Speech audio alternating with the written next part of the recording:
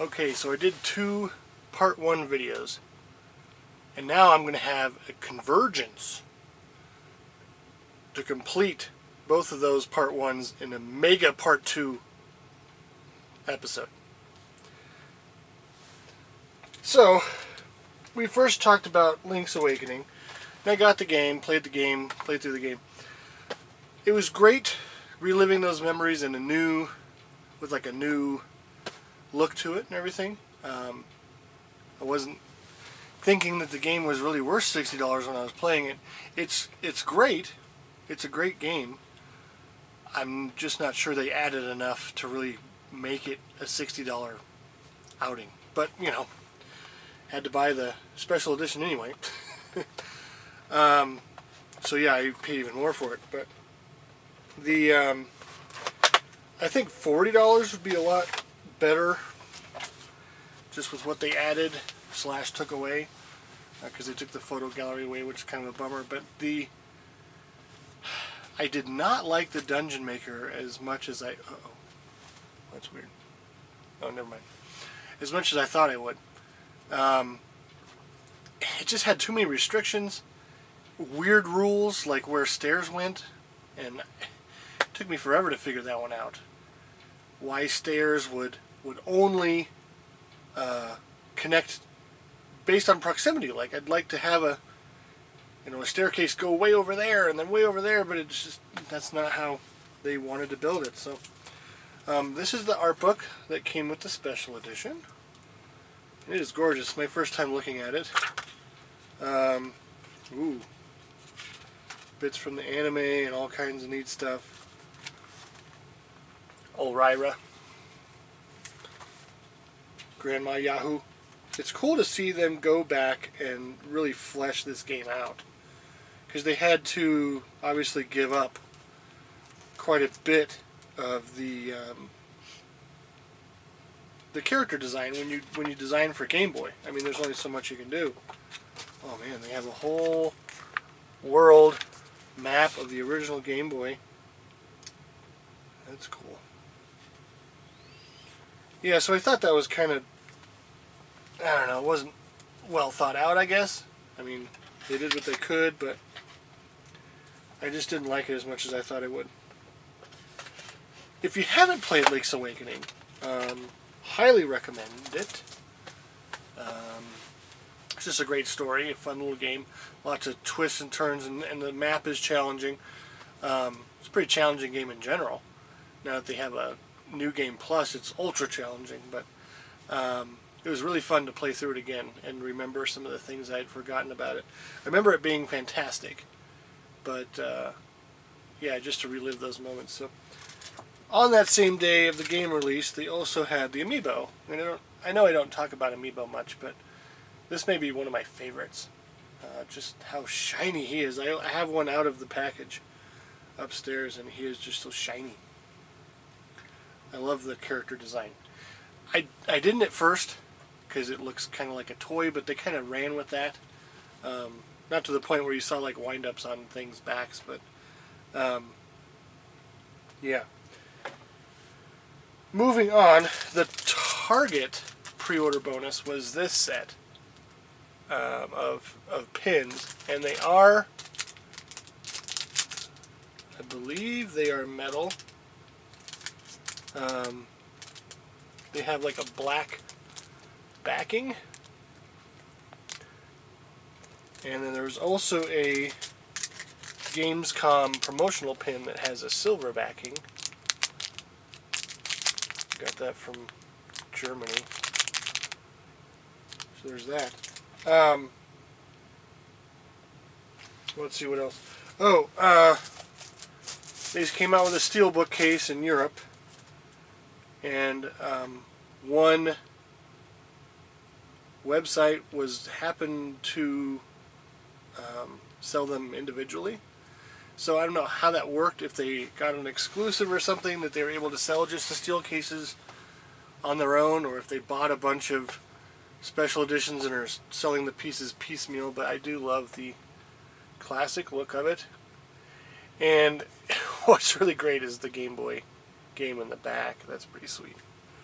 It's bigger than an original Game Boy, but not by a whole lot, because Game Boys are chunky. And then there's scenes from the Game Boy game on the inside, which is really nice. Steelbooks I have a hard time with because, I don't know, they're just tough to display.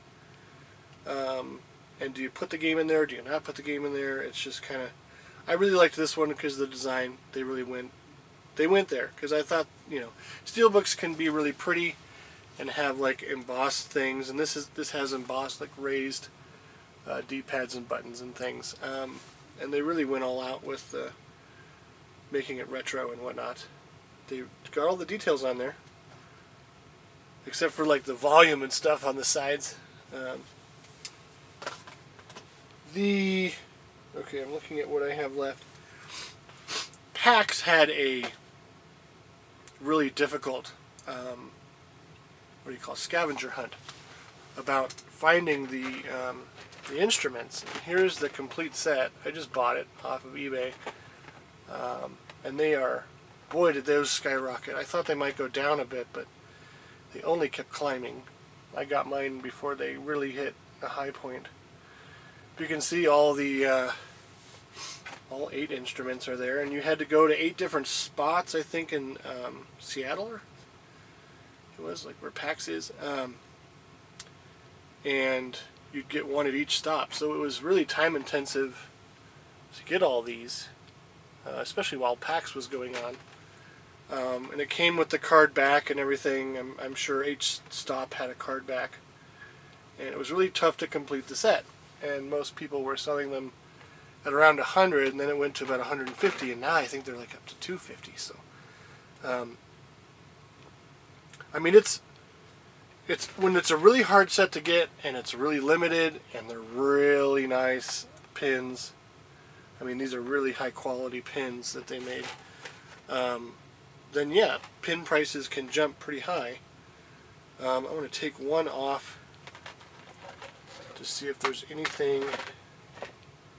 There's really nothing on the back to show. That's kind of a disappointment, because you'd want to know a little bit if you just found the pin randomly, like just this the coral triangle or something like that. If you found it, it'd be like, well, what's this about? But yeah, it really should be displayed with the backing, since there's no other information about it. Promotional use only, not for individual sale. But yeah, people are selling them anyway. So the second half of the two-parter, this was all the merchandise that came out as the game came out, that I didn't have before the game, because I wanted to show some things that came out before the game. Then I got some stuff that came out after the game. The next of the two-parter is the more pennies came out, and I didn't get them all. There's a Mario Odyssey yet I have yet to have, but they came out with Link's Awakening pennies and Mario Kart pennies. So these came first, the Mario Kart pennies, and they're the cups that appear in almost all the games.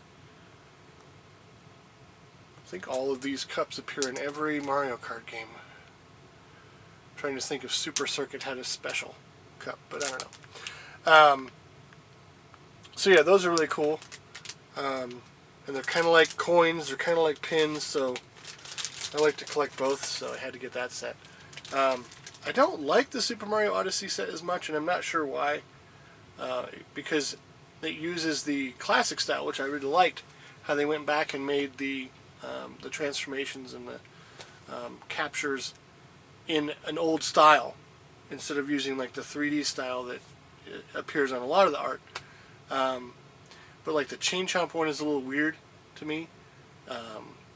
But yeah, it's just, it's one of those deals. I haven't gotten it yet. They're expensive. They're $35 each.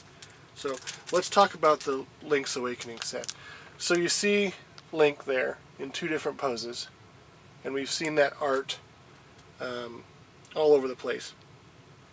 And they look a little bit different than the art on a lot of the promo materials, but I think that's just they went with the gold line art.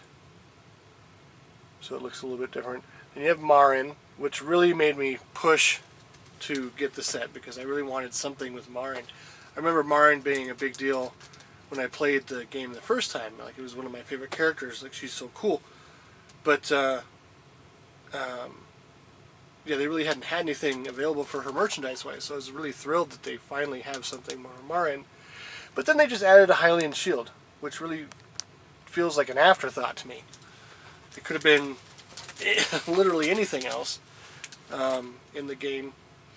I was really looking forward to like an old Ryra, which is, I think that character is great too. Like, he'll only talk on the telephone, and he's really shy up front. That was really cool because that's kind of how I felt in high school. But for especially the Hylian shield, because art for the game didn't have the Hylian shield. The Hylian shield wasn't really a thing until Ocarina of Time. All the shields previous didn't have that iconic look. So to put that in there is kind of like, I mean, it's fine that Link has it because it's in the style. But if, like, this set gets separated, it's just another Hylian shield pin to me. Like, and there's several of those out now. So I thought that was kind of a bummer. It should have been like Bow Wow, or the Trendy Game Guy, or like the Windfish. A while back, the Yeti, Yetee, it's like one of those shirt sites. They also do pins, and they had a Windfish pin in both the Game Boy style and the modern style. It wasn't an official pin, so I really have a hard time buying unofficial stuff, but I should have gotten it. It was cool. And they had a bunch of other pins that were cool I missed out on. They should just have them available. Especially now that they should reprint it. Maybe I should go talk to them.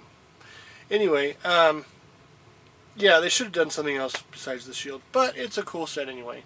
Is it worth $35? I don't know. Is the game worth $60? I don't know. Is the special edition worth whatever it was? I don't know. It's up to you. It was worth it to me, just to be able to play it. I was really excited to play it. Remakes tend to excite me up to a point,